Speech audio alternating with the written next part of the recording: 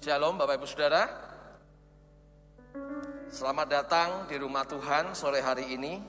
Saudara-saudara yang rindu untuk bersama-sama bersekutu di dalam keluarga besar GPIAI Efata Salatiga. Dan juga selamat menikmati ibadah baik yang ada di gereja ini maupun yang ada di rumah saat ini. Selamat bergabung. Saya yakin Bapak Ibu Saudara sudah mempersiapkan hati dan pikiran untuk mengikuti ibadah minggu hari ini, khususnya di dalam perjamuan kudus hari ini. Saya ingin mengajak Bapak Ibu Saudara membuka Alkitab kita di dalam Injil Lukas pasal yang ke-14. Injil Lukas pasal yang ke-14 mulai ayat yang ke-15 sampai dengan yang ke-24. Lukas pasal yang ke-14 ayat yang ke-15 sampai dengan ayat yang ke-24. Mari kita bangkit berdiri bersama untuk menghormati firman Tuhan. Kita akan baca secara bergantian, saudara. Saya akan membuka di dalam ayat yang ganjil dan saudara akan membaca di dalam ayat yang genap. Lukas pasal yang ke-14 ayat yang ke-15 sampai dengan 24. Perumpamaan tentang orang-orang yang berdalih.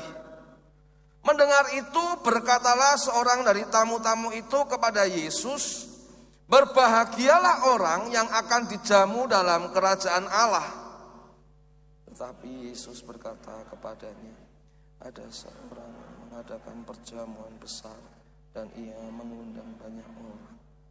Menjelang perjamuan itu dimulai, ia menyuruh hambanya mengatakan kepada para undangan, 'Marilah, sebab segala sesuatu sudah siap.' Tetapi mereka bersama-sama meminta maaf. Yang pertama-tama, 'Aku telah memberi ladang dan aku harus pergi melihatnya. Aku minta dimaafkan.' Yang lain berkata, 'Aku telah membeli 5 pasang lembu kebiri dan aku harus pergi mencobanya. Aku minta dimaafkan.' Yang lain lagi berkata, 'Aku baru kawin dan karena itu aku tidak dapat datang.' Maka kembalilah hamba itu dan menyampaikan semuanya itu kepada tuannya. Lalu murkalah tuan rumah itu dan berkata kepada hambanya, 'Pergilah dengan segera ke segala jalan dan lorong kota dan bawalah kemari orang-orang miskin dan orang-orang cacat dan orang-orang buta dan orang-orang lumpuh.' Kemudian hamba itu melaporkan, 'Tuan, apa yang Tuan perintahkan itu sudah dilaksanakan. Tetapi dia masih ada tempat.' Lalu kata Tuan itu kepada hambanya, 'Pergilah ke semua jalan dan lintasan dan paksalah orang-orang yang ada di situ masuk, karena rumahku harus penuh. Sebab aku berkata kepadamu, tidak ada seorang pun dari orang-orang yang telah diundang itu.'" Amin. Mari kita berdoa. Bapa dalam surga, terima kasih Tuhan untuk berkat-Mu hari ini. Kami boleh berada di dalam suasana ibadah, khususnya untuk perjamuan kudus hari ini. Kami sudah mendengar dan membaca firman-Mu Tuhan. Tiba saatnya Engkau berbincang-bincang kepada kami. Ungkapkan isi hati-Mu Tuhan kepada kami, supaya kami mengerti apa yang menjadi kehendak Tuhan untuk kami lakukan dalam kehidupan ini. Di dalam nama Tuhan Yesus Kristus kami berdoa. Amin. Selamat duduk Bapak Ibu Saudara. Saudara terkasih dalam Tuhan, kita semua percaya, kita mesti tahu bahwa apapun yang kita lakukan itu sejatinya itu selalu ada alasan yang mendasari mengapa kita melakukan sesuatu. Segala sesuatu, saya ulangi ya, apapun yang kita lakukan biasanya ada dasar atau landasan, alasan mengapa kita melakukan sesuatu. Sehingga kalau kita mendengar kata alasan, berarti sebetulnya merupakan sesuatu hal yang lumrah, sesuatu hal yang umum. Karena kalau kita tidak punya alasan untuk melakukan sesuatu, maka apa yang kita lakukan itu tidak akan bisa mengarah kepada sesuatu yang baik, yang benar, yang ada hasil positif. Kenapa? Karena kita melakukan nggak punya alasan. Ya jalannya tinggal jalan, kayak orang nggak punya arah tujuan, lontang-lantung begitu ya. Mengapa kamu jalan kaki nggak berhenti? Nggak ada alasan. Beda kalau kita tanya, kenapa kamu jalan kaki tidak henti? Ya, karena saya sedang olahraga misalnya. Jalan pagi misalnya. Jadi segala sesuatu itu sebetulnya selalu didasari oleh alasan. Ketika kita menanyakan kepada sepasang wanita dan pria yang akan menikah, ditanya, "Mengapa kamu mau menikah? Alasanmu apa mau menikah?" Pasti ada alasan tersendiri. Mungkin sudah mulai ada yang mengatakan, ya karena ini panggilan untuk menggenapi apa yang Tuhan perintahkan untuk beranak cucu. Jadi saya menikah. Mungkin ada juga yang menikah. Kenapa kamu menikah? Alasanmu menikah apa? Kami ingin mempraktekkan kasih Kristus kepada kami, kepada pasangan kami. Jadi dalam pernikahan itu kami memiliki alasan bagaimana kami bisa membentuk keluarga yang bersama-sama mengasihi Kristus. Alasannya itu. Jadi yang namanya alasan sesuatu yang umum, saudara-saudara. Tetapi sebuah penelitian di Amerika oleh kelompok tim psikologi mengatakan bahwa ternyata alasan yang masih dalam batas normal sebenarnya itu dapat membantu seseorang mencapai tujuannya yang positif. Kalau itu dalam batas normal ya, itu bisa mengurangi ketegangan. Tetapi ada alasan yang bersifat abnormal. Ada alasan yang bersifat abnormal. Nah, alasan yang sifat abnormal ini, saudara, biasanya menggunakan banyak alasan yang dibesar-besarkan secara tidak wajar, bahkan menggunakan alasan palsu dan tidak benar. Biasanya orang yang memakai alasan palsu ini, alasan yang abnormal ini, biasanya tujuannya untuk menghindari sebuah tanggung jawab. Menghindari sebuah kewajiban. Mengapa ada orang-orang yang sering atau mudah membuat alasan palsu dan tidak benar? Ya tidak lain karena ingin menghindari tanggung jawab, saudara. Dan orang yang sudah terbiasa melakukan banyak alasan, biasanya itu dilakukan di bawah alam sadarnya. Jadi sudah seperti habit begitu. Sudah seperti kebiasaan. Kebiasaannya apa? Sering membuat alasan. Bahkan sebelum melakukan sesuatu, sudah mereka-reka alasan apa ya nanti kalau aku ditanya. Mau berangkat kuliah, sudah bangunnya kesiangan, jalannya ke susu-susu, sudah hampir mepet. Nanti kalau aku sampai kampus ditanya alasanku terlambat apa ya? Jadi sudah direka-reka sedemikian rupa. Dan itu muncul, kebiasaan itu muncul dari dalam alam bawah sadar. Kita tahu alasan yang abnormal ini tidak sehat, tidak bagus, tidak baik. Yang muncul dari alam bawah sadar ini. Lalu bagaimana untuk mengatasi alasan-alasan yang palsu itu? Alasan-alasan yang tidak benar, yang muncul dari alam bawah sadar. Kuncinya adalah kita melakukan atau membuat sebuah alasan menggunakan pikiran sadar. Jadi lawannya alam bawah sadar, yang melakukannya dengan sadar.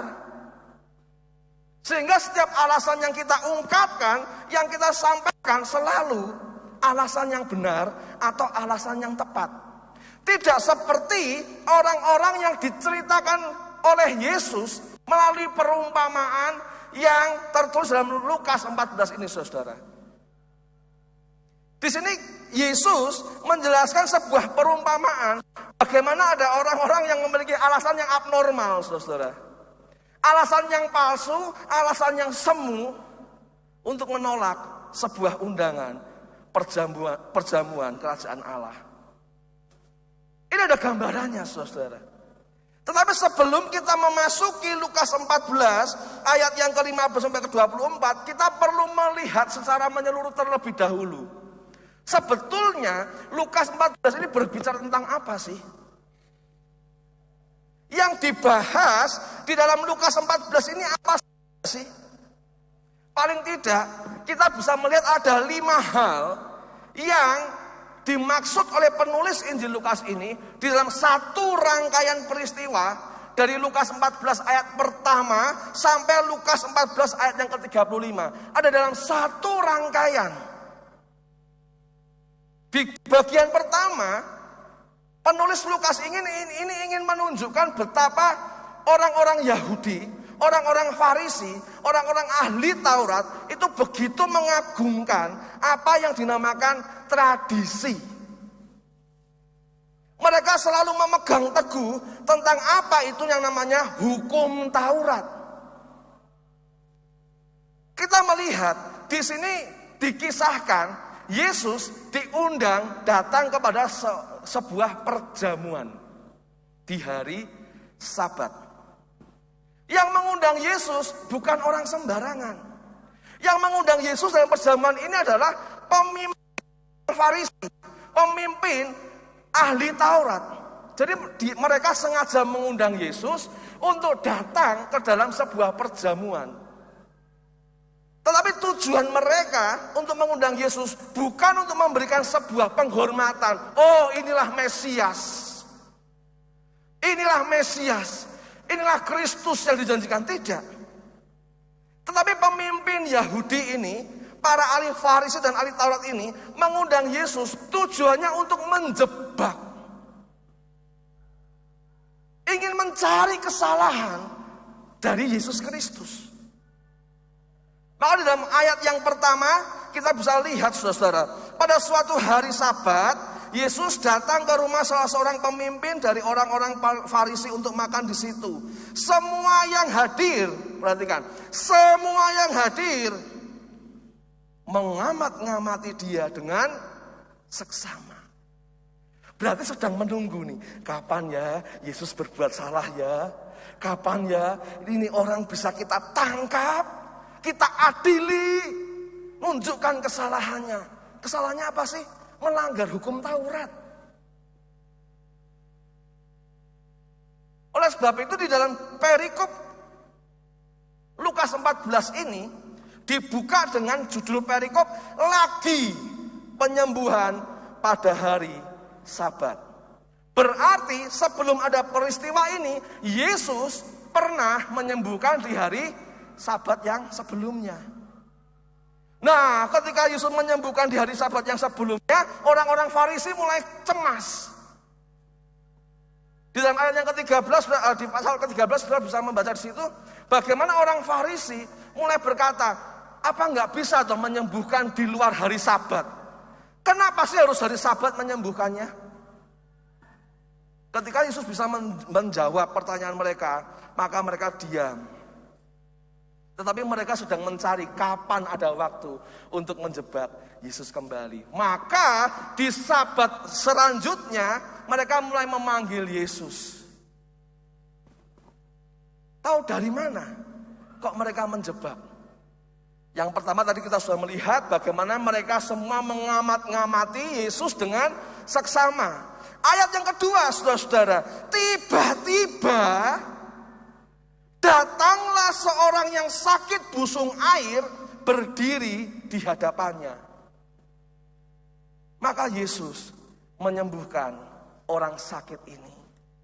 Kembali menjadi gusar orang Farisi. Kembali menjadi gusar orang-orang ahli-ahli Taurat. Maka Yesus mengatakan, siapa sih yang tidak mengangkat lembunya di hari Sabat yang terperosok? Siapa sih yang tidak menolong anaknya yang terjerumus diangkat keluar di hari Sabat? Siapa sih? Dan ketika Yesus menjawab itu, saudara, ayat yang ke-6 dituliskan, mereka tidak sanggup membantahnya. Jadi tujuan perjamuan Sabat ini kita paham. Ternyata orang Farisi ingin menjebak Yesus. Melalui apa? Melalui ritual, adat istiadat, hukum Taurat. Karena orang Yahudi ini paling ketat dengan yang seperti itu. Ketika mereka sudah tidak bisa membantah lagi, lalu dilanjutkan dalam perikop selanjutnya. Yesus melihat ada banyak orang, banyak tamu-tamu berusaha menduduki tempat kehormatan. Ayat yang ke-7, saudara. Ia mengatakan perumpamaan kepada mereka, kalau seorang mengundang engkau ke pesta perkawinan, janganlah duduk di tempat terhormat. Di sini Yesus ingin mengajar kepada seluruh tamu undangan yang ada pada waktu itu, termasuk orang ahli Farisi, termasuk orang ahli-ahli Taurat, orang Farisi, bahwa yang utama adalah mengenai kerendahan hati. Bukan berbicara tentang kesombongan. Tetapi perikop ini menjelaskan betapa orang-orang Farisi, ahli Taurat begitu sombong. Inginnya dihormati, inginnya dihargai. Maka mereka berlomba-lomba duduk di tempat yang terhormat. Maka Yesus memberikan satu perumpamaan. Kalau kamu diundang oleh seseorang, jangan duduk di tempat yang terhormat. Duduk yang paling belakang. Supaya kamu jangan jadi malu begitu loh. Kalau kamu duduk di situ, tahu-tahu yang punya rumah mengusir kamu, ternyata kursi itu bukan untuk kamu.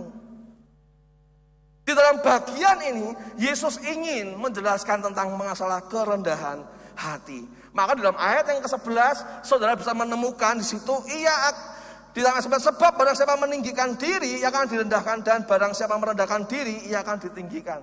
Ini berbicara tentang kerendahan hati. Lanjut langsung di bagian yang ketiga, saudara. Dan Yesus berkata juga kepada mereka, kalau mengundang, jangan hanya mengundang saudara, jangan hanya mengundang sahabat, jangan hanya mengundang tetanggamu yang kaya, karena mereka akan membalas yang sama dengan engkau. Tetapi undanglah orang yang miskin, buta, cacat, lumpuh. Di sini Yesus sedang mengajarkan. Jadi ini topik ini, perikop ini sedang berbicara tentang eksklusivitas orang-orang Farisi, orang-orang Yahudi pada waktu itu, saudara. Jadi orang-orang Yahudi itu orang-orang, apalagi ahli Taurat, orang-orang Farisi ini mereka eksklusif banget gitu, saudara. Mereka tidak mau kumpul dengan orang-orang yang mereka pandang tidak selevel dengan dia. Orang-orang ahli Taurat memandang orang itu selalu di bawah. Jadi eksklusif. Dan ketika Yesus menegur, kalau kamu mau mengundang, undanglah orang miskin, orang buta, cacat, lumpuh. Ayat yang ke-14. Dan engkau akan berbahagia karena mereka tidak mempunyai apa-apa untuk membalasnya kepadamu, sebab engkau akan mendapat balasnya pada hari kebangkitan orang-orang benar. Jadi tujuan awal orang Farisi, ahli Taurat menjebak Yesus, gagal apa berhasil? Gagal. Bukannya mendapatkan kesalahan dalam diri Yesus, malah mereka diajari oleh Yesus. Akhirnya semua mulai diam, mulai hening. Kalau zaman gaul hari-hari ini muncul ada tulisan krik krik krik krik krik krik krik, semua diam. Mungkin satu dengan lain ada senggol-senggolan. Gimana kamu jawabnya? Lihat itu, dia bisa menjawab dan kita tidak bisa membantah. Mungkin yang lain juga sudah mulai bingung, dia mau ngomong apa lagi ya? Yang diomongin benar. Nah, poin yang terakhir, Yesus menyinggung masalah hari kebangkitan orang-orang benar. Ayat yang ke-15, mendengar itu berkatalah seorang dari tamu-tamu itu kepada Yesus, berbahagialah orang yang dijamu dalam kerajaan Allah. Sangkanya salah satu tamu ini dengan mengatakan seperti itu bisa mencairkan suasana yang krik krik krik krik krik gitu. Dengan mengatakan itu dipikirnya bisa mencairkan suasana perjamuan malam itu, saudara. Wah, benar kalau begitu. Harapannya kan begitu. Harapannya Yesus menjawab, oh benar. Kita sefrekuensi nih berarti ini. Berbahagia yang dijamu dalam kerajaan Allah. Kata dijamu di sini dalam bahasa asli lebih ditekankan mengenai memakan roti bersama di kerajaan Allah. Artinya apa? Duduk bersama dengan Mesias. Nah, mengenai kerajaan Allah ini nanti Bapak Ibu Saudara bisa membaca konsep kerajaan Allah di dalam Yesaya pasal yang ke-25. Mulai ayat yang ke-6. Bagaimana mereka orang-orang Yahudi pada waktu itu ya memiliki konsep bahwa Tuhan akan membangkitkan kemenangan di Sion. Mereka akan minum dengan anggur yang terbaik, dengan domba yang paling lezat, paling gemuk. Tidak ada penderitaan, semuanya akan melihat, oh inilah Tuhan, Sang Mesias. Jadi impian mereka seperti itu. Maka ketika ini orang mengatakan berbahagialah orang yang dijamu, atau berbahagialah orang yang makan roti semeja dengan Mesias di kerajaan Allah. Dipikirnya Yesus akan mengatakan, iya benar, cocok. Tetapi enggak, saudara. Yesus malah justru memberikan sebuah perumpamaan tentang orang-orang yang sudah diundang tetapi menolak. Sudah diundang tetapi menolak. Orang Farisi ini sangat pede, saudara. Orang Farisi ini sangat pede ketika dia mengatakan berbahagialah orang yang dijamu dalam kerajaan Allah, karena mereka berpikir aku akan ada di situ, men. Aku akan makan roti bersama di situ, bahagia. Kenapa pede? Kenapa percaya diri?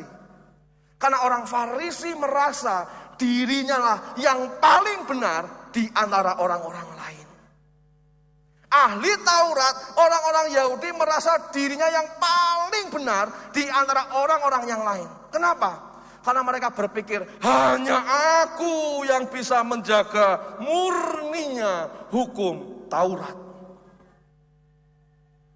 Kalau nggak ada orang Yahudi ini, kalau nggak ada orang Farisi, ahli Taurat ini, siapa yang mau menjaga hukummu, ya Allah?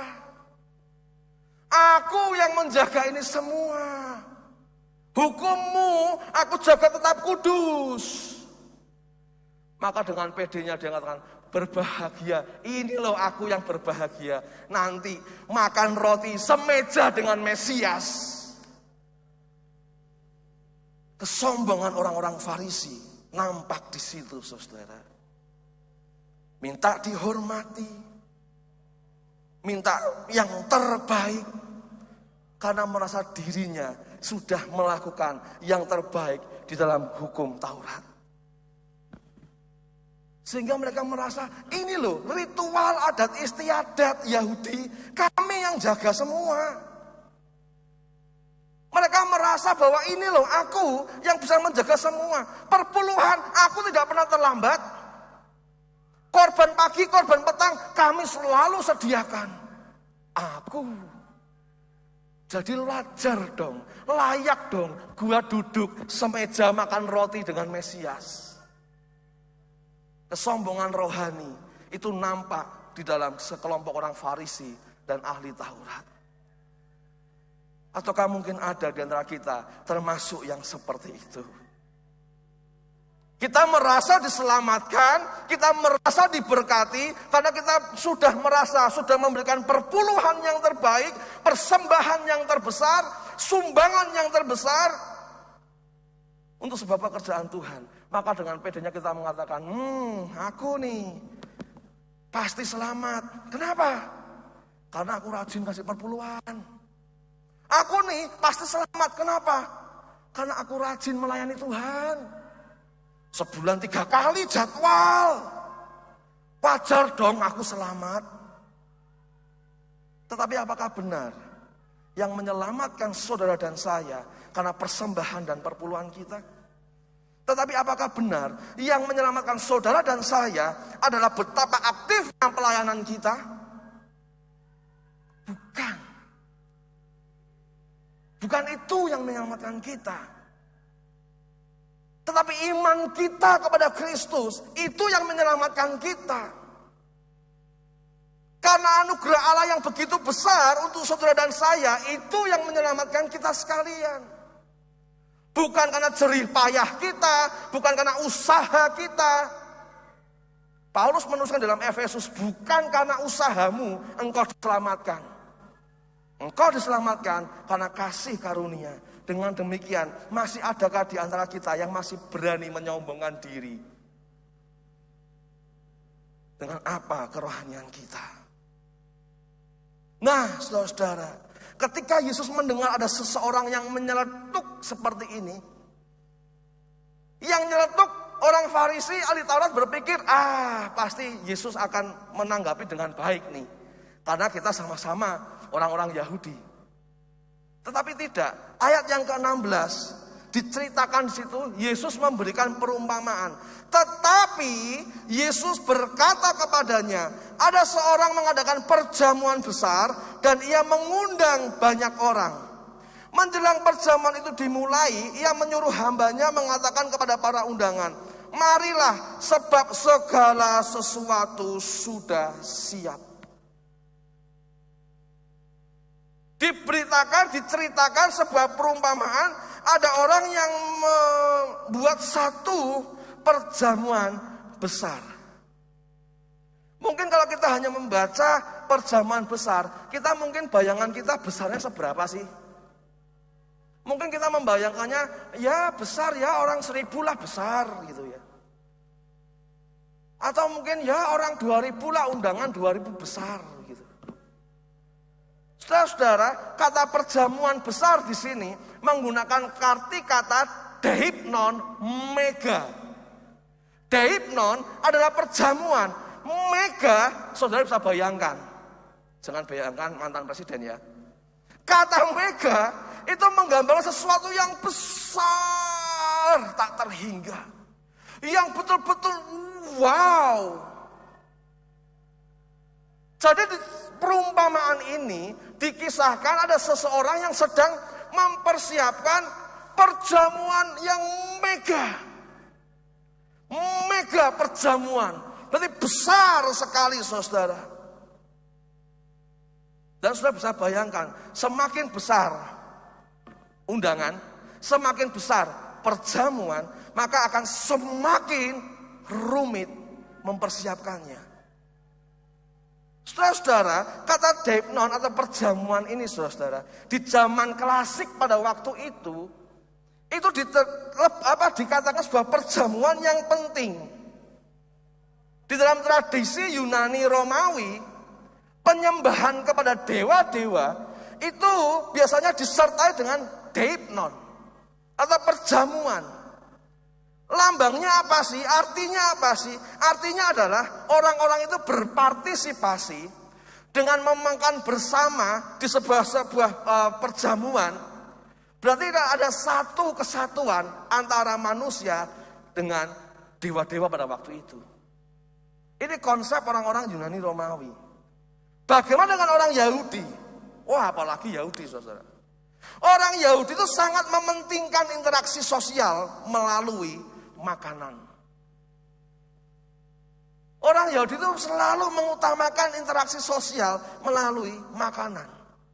Sehingga barang siapa yang menawarkan atau menawarkan undangan atau menerima undangan deipnon, perjamuan, makan malam, ya, makan malam itu menurut orang Yahudi itu tandanya menandakan niat baik, kepercayaan dan kemakmuran. Jadi kalau Bapak Ibu Saudara ada kesempatan neraktir teman ya, itu sebagai ucapan syukur. Artinya apa? Lambangnya apa? Niat baik saudara, kepercayaan dan kemakmuran. Dan bagi orang Yahudi, barang siapa yang menawarkan ini, menawarkan undangan ini, ayo makan yuk di rumahku yuk. Bagi orang Yahudi, ini sebuah pertanda yang baik. Bagi orang yang menerima undangan, ini juga satu pertanda yang baik. Oleh sebab itu saudara, orang-orang Yahudi yang menolak atau melarang kesempatan ada perjamuan, Deipnon itu menunjukkan justru adalah niat buruk dan juga penghinaan tertinggi. Jadi orang Yahudi kalau mengundang seseorang datang dalam perjamuannya dan orang itu menolak, bagi kelompok budaya Yahudi itu merupakan sebuah penghinaan yang besar. Itu sikap keputusan yang merendahkan bagi orang-orang Yahudi. Maka perjamuan itu dipersiapkan sedemikian rupa, saudara. Sehingga, saudara, kita akan melihat selanjutnya di sini bagaimana si tuan rumah ini menyiapkan mega perjamuan. Mereka mengundang. Nah, saya ingin mengajak kepada Bapak Ibu Saudara untuk mengerti atau belajar mengenai undangan pada waktu itu. Pada masa itu, undangannya berbeda dengan hari ini. Kalau hari ini kita terima undangan, contohnya kayak Pak Karno mantu begitu ya. Kasih undangan jelas. Tanggalnya berapa, hari apa, jamnya jam berapa, jelas. Dan itu cuma sekali undangannya. Ini undangannya sekali. Tetapi dalam budaya Yahudi tidak seperti itu. Pada waktu itu, karena rumitnya mempersiapkan sebuah perjamuan, maka orang Yahudi memiliki kebiasaan membuat 2 undangan. Undangan yang pertama, dia akan mengundang orang-orang mendata. Kamu bisa datang enggak ya? Ini aku mau mengadakan perjamuan, kira-kiranya harinya ya di minggu inilah waktu-waktu ini. Kamu bisa datang enggak? Maka yang ditawari itu akan mengatakan, oh ya bisa. Oke, catat. Nanti datang ke tempat lagi. Aku mau mengadakan perjamuan, kamu bisa datang enggak? Bisa, catat. Jadi ini undangan yang pertama, saudara. Didata dulu siapa yang akan menghadiri perjamuan itu. Nah, undangan kedua dibagikan ketika perjamuan sudah siap. Ini konteks budaya Yahudi, saudara. Pada waktu itu ada 2 kali undangan yang disebarkan. Undangan pertama untuk mendata, untuk mengkonfirmasi, memastikan bisa tidak hadir. Undangan yang kedua diberikan ketika sudah siap. Maka di dalam kalimat terakhir ayat 17, sebab segala sesuatu sudah siap. Sudah siap. Tetapi di dalam ayat yang ke-18 dan selanjutnya kita bisa melihat bersama di situ bagaimana ketika orang-orang yang tadinya sudah menyanggupi datang, terus tidak datang, kira-kira murkanya seperti apa si tuan rumah ini, saudara? Saudara bisa temukan dalam ayat yang ke-21. Maka kembalilah hamba itu dan menyampaikan semuanya itu kepada tuannya, lalu murkalah tuan itu. Kenapa murka? Karena mempersiapkan sebuah mega perjamuan itu butuh biaya yang besar. Butuh waktu yang banyak. Mempersiapkan anggur yang terbaik itu tidak bisa sehari 2 hari, saudara. Semakin baik kualitas anggurnya, semakin mahal harganya. Sehingga kalau perjamuan yang besar, saudara bisa bayangkan betapa repotnya tuan rumah ini mempersiapkan segala sesuatunya. Berdasarkan data, sudah termasuk semua, dihitung semua. Semua oke, sanggup. Pas hari hanya, mereka menolak. Maka murka. Mending kalau menolaknya itu alasannya tepat. Nah ini, alasannya abnormal. Alasannya nggak tepat. Kenapa menolak jamuan? Yang satu mengatakan, aku habis beli tanah. Aku habis beli ladang. Aku tidak bisa hadir karena aku harus melihat tanah itu. Masih ada sopannya, saudara. Mohon dimaafkan ya, tidak bisa ke perjamuan. Ini alasan yang abnormal, tidak masuk akal. Lawang dia sudah beli tanah kok. Dia sudah tahu kondisi tanahnya seperti apa kok.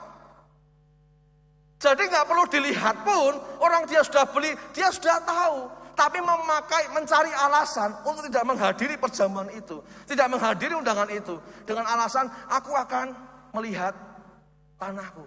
Masuk akal nggak? Nggak masuk akal. Kenapa? Ternyata orang ini lebih condong kepada materi yang dia miliki daripada undangan perjamuan dari sang tuan rumah. Yang menghalangi dia datang ke perjamuan adalah materinya.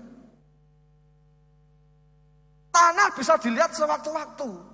Wong dia sudah miliki, dia sudah beli. Kapanpun dia lihat, pasti bisa. Tapi ini enggak, sorry enggak saya datang. Mau lihat tanah dulu. Mohon dimaafkan ya. Banyak orang gagal menerima undangan dari Kristus karena terhalang oleh materi yang dimiliki. Materi telah menjadi penghalang terbesar kadang orang-orang untuk mendekat kepada Yesus. Yang kedua mengatakan, aku habis beli lembu kebiri 5 pasang, jadi 10 ekor. Aku harus mencobanya. Masuk akal enggak? Enggak masuk akal. Kenapa enggak masuk akal? Kalau orang mau beli mobil saja ya, kalau hari zaman sekarang ya, orang beli mobil itu mesti test drive dulu. Ketika cocok, bayar. Sah. Demikian juga ini orang. Dia nggak mungkin membeli lembu yang nggak cocok dengan dia. Berarti sebelumnya seharusnya dia sudah mencoba dong. Maka dia cocok, dia beli. Tetapi alasan yang dipakai adalah, aku habis beli lembu kebiri 5 pasang, aku mau coba dulu. Mohon dimaafkan ya. Seringkali pengalaman yang seperti ini yang bisa menghalangi seseorang datang kepada undangan Kristus. Mengandalkan pengalaman sendiri. Sehingga mulai tidak percaya dengan undangan Kristus. Enggak ke gereja, ya ke gereja sama saja kok. Toh nyatanya aku kok bisa tetap diberkati. Aku enggak pernah ke gereja, tetap fisikku ya sehat. Aku enggak ikut perjamuan kudus beberapa kali itu loh. Ya enggak apa-apa, nyatanya tetap bisa. Sehingga dia mulai terhalang kedekatannya dengan Tuhan. Karena apa? Punya pengalaman, mengandalkan pengalamannya sendiri. Yang ketiga, orang ini mengatakan, aku habis kawin, jadi nggak bisa datang ke perjamuan. Ada perkataan maaf nggak? Nggak ada. Nggak ada permintaan maaf. Kenapa? Pikirnya orang ini, dia mengatakan, aku habis kawin, aku harus mengutamakan keluargaku, men. Daripada perjamuan, aku harus mengutamakan keluargaku. Secara rasio memang tidak salah. Secara rasio memang tidak salah. Tetapi ketika seseorang lebih mengutamakan keluarganya daripada Yesus, maka sebetulnya orang ini belum pernah benar-benar merasakan anugerah Tuhan. Nah, dia berpikir, aku dalam posisi yang benar. Alasanku ini tepat, mengutamakan keluarga. Jadi aku tidak bisa hadir dalam pertemuan itu. Nah, ini kita melompat sedikit saudara-saudara. Di dalam ayat yang ke-25-26, kita melompat sedikit ke sana. Di situ Yesus menjelaskan, barang siapa yang tidak membenci bapaknya, tidak membenci ibunya, tidak membenci saudaranya, membenci anaknya, bahkan yang mencintai nyawanya sendiri itu loh. Yesus katakan apa? Dia tidak layak untuk mengikut aku. Saudara-saudara, kalau saudara-saudara membaca ayat ini, apa yang dalam pikiran saudara? Orang di luar Kristen menggunakan ayat ini untuk mengcounter pengajaran Kristen. Katanya ajaran kasih. Mana itu kayak gitu kok firman Tuhan? Mana ada firman Tuhan mengajarkan membenci bapak ibunya sendiri? Bahkan Yesus juga mengatakan, bahkan nyawanya sendiri itu loh, tidak layak jadi murid Tuhan. Saudara-saudaraku yang dengan Tuhan, tidak ada yang salah dengan ayat ini, saudara. Tidak ada yang salah. Saudara paham enggak? Sebetulnya Yesus itu ingin, ya, mengapa sih kita mengutamakan Tuhan? Mengapa kita perlu mengasihi Tuhan terlebih dahulu sebelum mengasihi orang tua kita, mengasihi pasangan kita, mengasihi anak kita, bahkan mengasihi diri kita sendiri? Kenapa sih? Kenapa kita harus mengutamakan Tuhan terlebih dahulu? Karena kalau kita tidak tahu bagaimana cara mengasihi Tuhan dengan benar, bagaimana kita bisa mengasihi keluarga kita? Makanya Yesus pernah menyampaikan hukum yang terutama adalah kasihlah Tuhan Allahmu dengan segenap hatimu, jiwamu, itu yang terutama. Dan yang utama, yang sama dengan itu adalah kasihlah dirimu sendiri. Kasihlah sesamamu manusia seperti dirimu sendiri. Jadi saudara dan saya diminta Tuhan untuk bisa mengasihi diri sendiri. Pertanyaannya adalah, bagaimana mungkin kita bisa mengasihi diri sendiri dengan benar kalau kita tidak pernah mengasihi Tuhan dengan benar? Bagaimana mungkin suami bisa mengasihi istri kalau suami itu belum mengasihi Tuhan dengan benar? Dengan kata lain, Tuhan ingin kita ini belajar mengasihi Tuhan. Dengan maksud apa? Mengasihi dengan benar sesama kita. Mengasihi dengan benar orang tua kita. Mengasihi dengan benar anak kita, keluarga kita. Karena kalau kita nggak pernah bisa mengasihi Tuhan dengan benar, mustahil kita bisa mengasihi orang tua kita dengan benar. Jelas ya? Jadi tidak ada pertentangan. Jangan mau dibodoh-bodohin oleh umat sebelah dengan ayat ini. Sudah bisa jawab, bukan itu maksudnya. Maksudnya adalah Tuhan ingin kami ini mengasihi Tuhan terlebih dahulu supaya kami bisa belajar bagaimana mengasihi keluargaku. Tetapi orang yang ketiga ini menggunakan alasan, oh aku habis menikah, jadi aku tidak bisa hadir. Dan dia tidak minta maaf, karena pikirnya ini yang benar. Berapa banyak orang-orang Kristen jemaat Tuhan yang tidak mau terlibat pelayanan, tidak mau menerima undangan Kristus. Gara-garanya apa? Tunggu keluargaku bertobat. Ayo melayani Tuhan. Melayani Tuhan dengan sungguh. Ayo.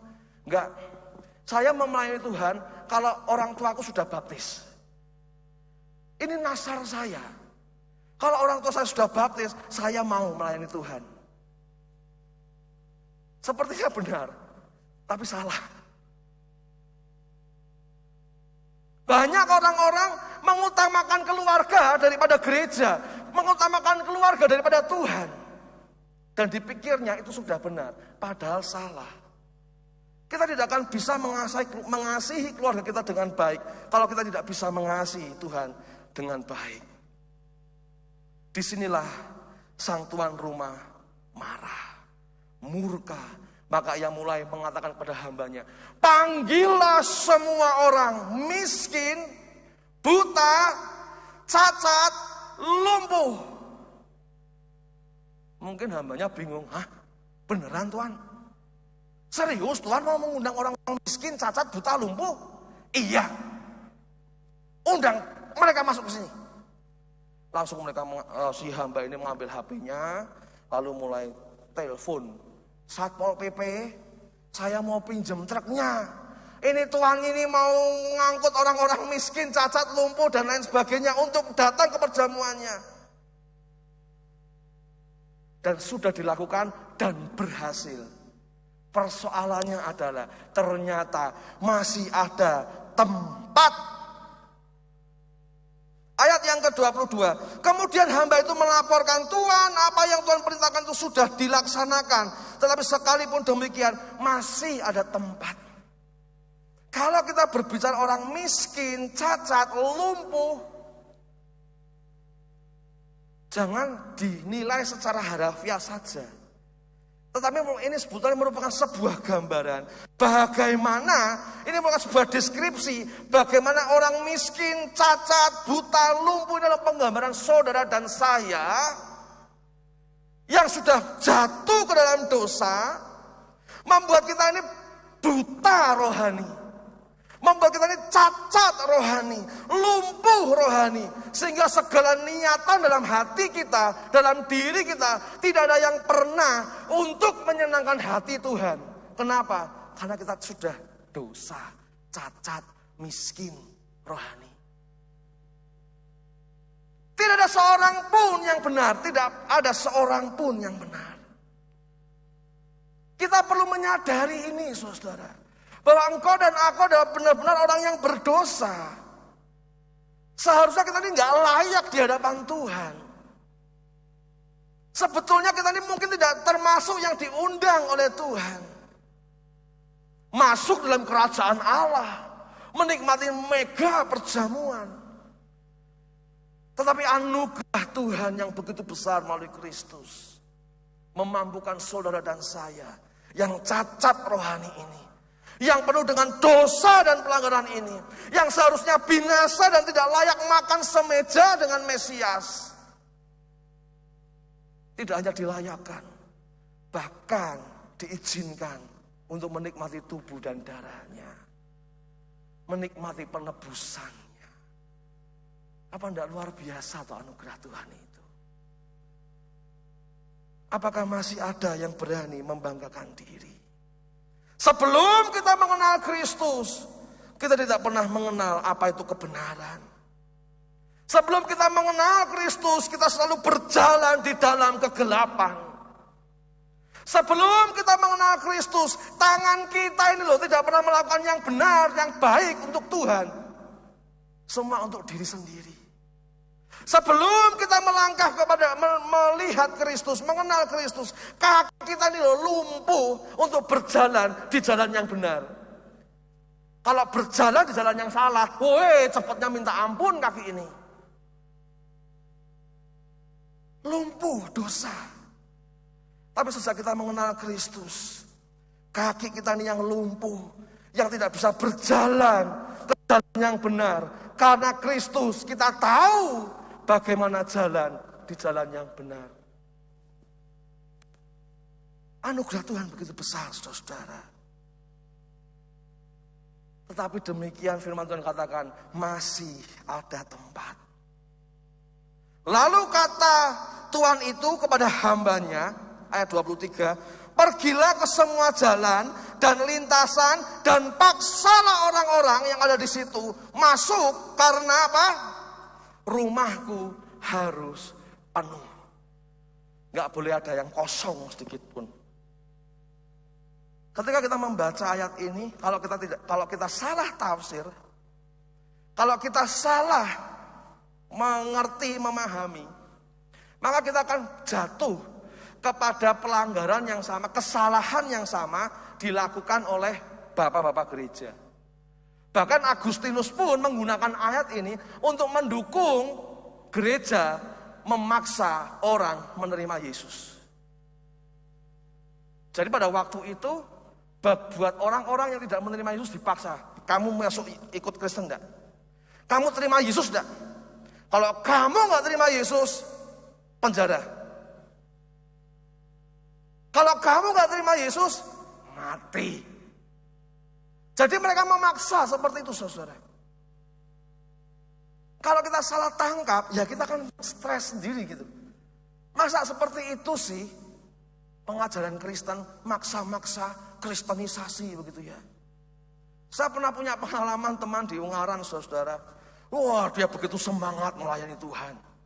Sampai usia menyaris 50 tahun hari ini, wah begitu getol melayani Tuhan.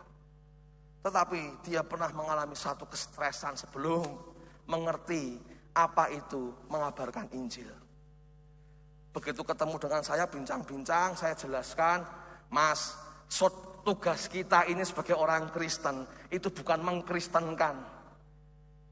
Tugas kita sebagai orang Kristen bukan mengkristenkan. Tugas kita sebagai orang Kristen hanya bersaksi mengenai Kristus yang sudah mati menebus dosa manusia untuk menyelamatkan orang-orang yang dikasihinya. Itu tugas kita, Mas. Selanjutnya orang itu mau menerima atau tidak, itu anugerah Roh Kudus. Biar Roh Kudus yang bekerja. Bukankah Roh Kudus yang menginsyafkan? Kata firman Tuhan Yohanes. Jadi tugas saudara dan saya bersaksi. Ingat ya, dimanapun saudara dan saya ada, harus berani bersaksi mengenai Kristus. Bukan memaksa orang jadi Kristen, bukan. Setelah saya sudah ngomong seperti itu, teman saya ini baru, oh alah ngono toh sebulan nih. Lah piye to, Mas? Aku ke selama ini stres kalau orang yang tak injili tidak mau menerima Yesus. Lah kowe salah mengambil alih tugas Allah. Aku tak pikirnya namanya menginjili, orang yang mendengar Injil dari aku langsung mau menerima Yesus. Maka dia bertahun-tahun stres, saudara. Dan hampir putus asa menyerah. Aku tidak mau menginjil lagi. Kenapa? Dari semua yang aku injili, nggak ada yang mau menerima Yesus. Lah tugasmu bukan begitu. Tugasmu itu bersaksi, gitu loh. Bukan memaksakan orang untuk menerima Yesus, tidak. Nah, kata paksalah ini dalam artian begini, saudara. Ketika ini tuan rumah ini memerintahkan sudah pergi ke jalan-jalan, ya, di sudut-sudut kota, di sudut jalan-jalan, paksa orang-orang datang. Maksudnya begini, saudara. Ketika kita berada di dalam lorong-lorong jalan, di dalam sudut-sudut kota, ya, di jalan, di semua jalan dan lintasan yang ada. Hamba ini mungkin akan menemukan banyak orang. Mereka akan diminta untuk datang ikut perjamuan. Lalu ada di antara mereka yang mungkin mengatakan, aduh, siapa ya? Saya tidak kenal yang mengundang Nanti kalau saya salah masuk gimana? Lah hamba ini meyakinkan, mendesak, memastikan, wes toh percaya. Percayalah bahwa tuan rumah ini yang mengadakan perjamuan yang mega ini pasti akan menerima engkau. Masa sih?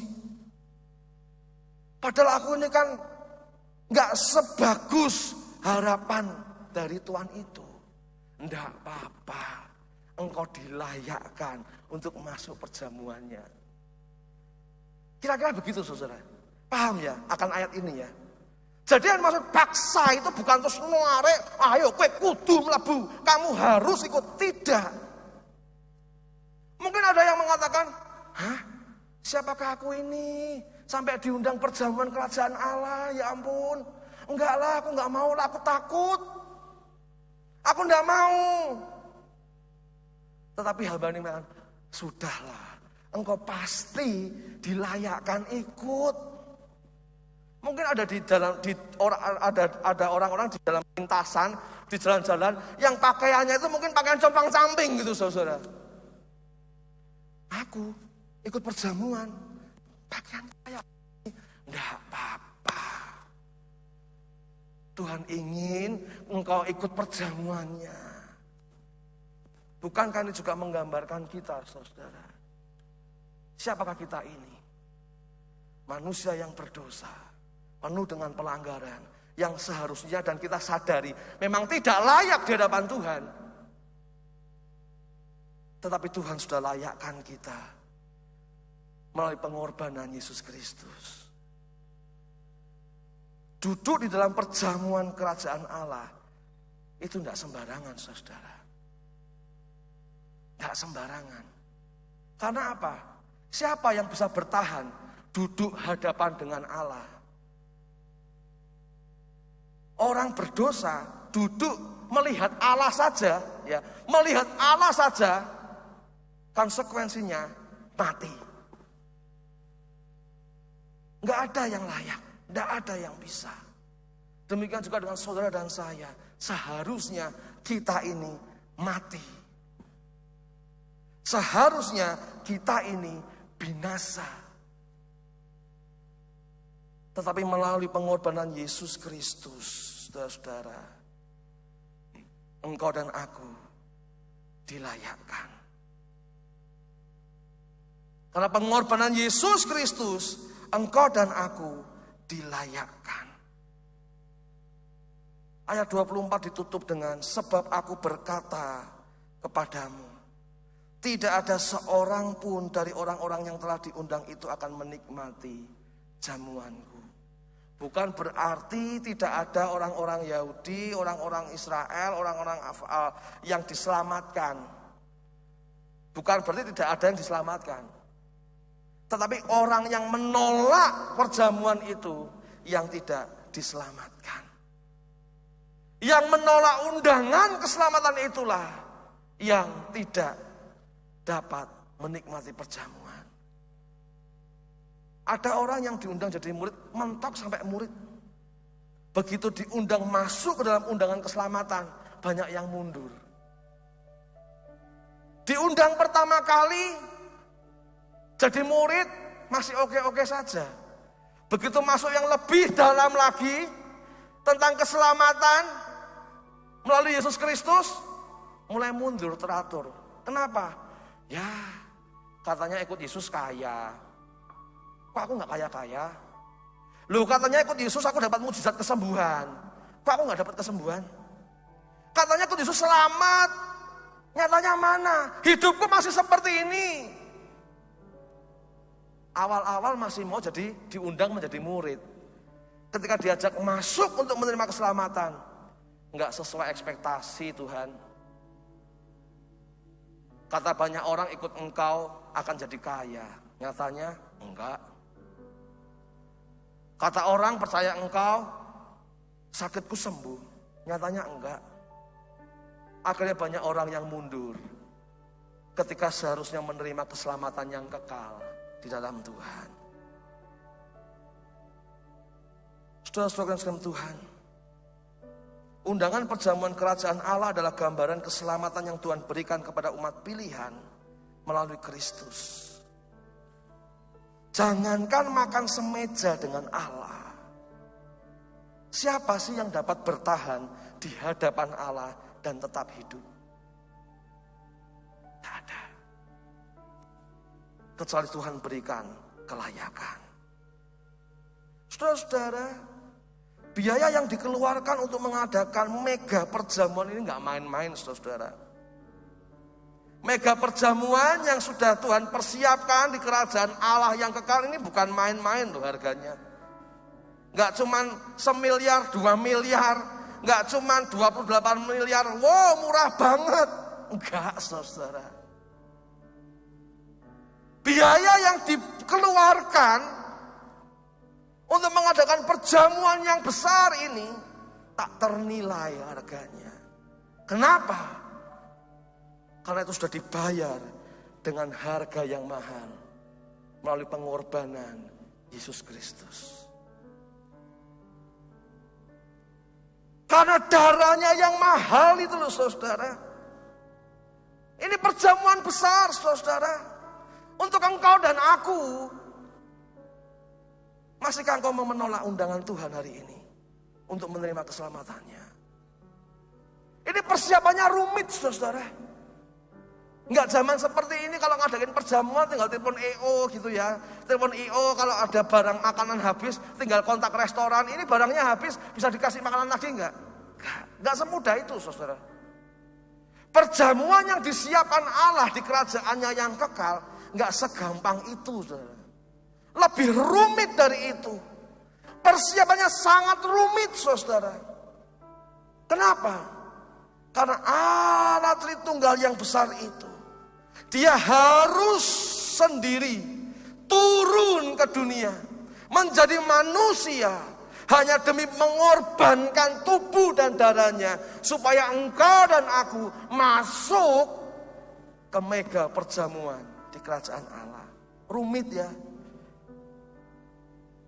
Bahkan sampai saat ini masih banyak orang gak bisa menerima.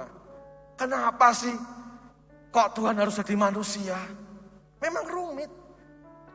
Supaya engkau dan aku masuk ke dalam perjamuannya yang kudus. Seperti hari ini. Saya sampaikan kepada orang-orang yang belum mengenal Kristus. Engkau menolak Yesus sebagai Tuhan karena Karena dari gurumu mengatakan manusia kok dijadikan Tuhan. Saya katakan kepada orang-orang seperti ini, benar. Manusia tidak mungkin dijadikan Tuhan. Manusia tidak mungkin menjadi Tuhan. Manusia berdosa. Saya tidak mungkin menjadi Tuhan. Tetapi Tuhan menjadi manusia, itu mungkin. Mengorbankan nyawanya sedemikian rupa supaya engkau dan aku selamat. Kita orang yang berdosa ini seharusnya tidak layak menerima undangan dalam perjamuan Allah. Tapi hari ini kita masuk dalam perjamuan kudusnya. Kita manusia berdosa seharusnya tidak layak duduk semeja dengan Allah. Tapi saat ini kita tidak hanya duduk semeja dengan Allah, saudara, tetapi kita diizinkan menerima tubuh dan darahnya. Oleh karena siapa? Semua oleh karena anugerah Allah melalui pengorbanan Kristus. Tidak cuma duduk semeja, tapi hari ini kita boleh menikmati tubuh dan darah anaknya yang melayakkan saudara dan saya masuk dalam mega perjamuan yang besar. Amin.